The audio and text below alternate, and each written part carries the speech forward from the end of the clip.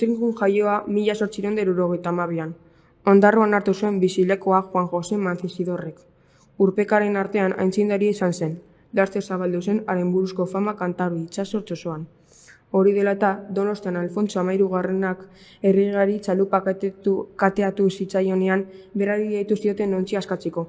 Elizea sokaren bati lotu zitzaion, eta Giralda izeneko ontzia ez atzera ez aurrera zegoen.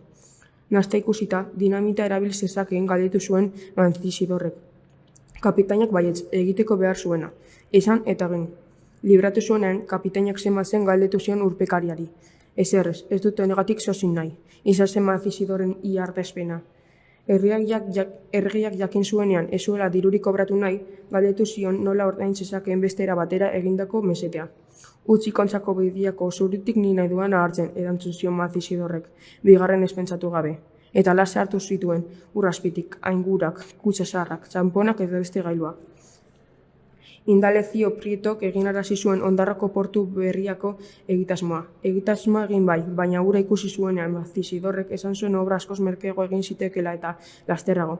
Badia bera zikatzen bazuten hormak jasota, urteetan beharrean ibili ondorez, ondo baino hobeto ezagutzen zuen portuko ondoa. Haren iritzei kontuan hartu zituen ministrak, ustu egin zuen badia osoa, zikatu eta horrelaxe lehorrean lanean ariko balira bezala egiten dituzten dike berriak. Googleko artikuluan arabera, Mancisidor herrian bertan hil zen garabi bat moldatzen ari zela, 1927an.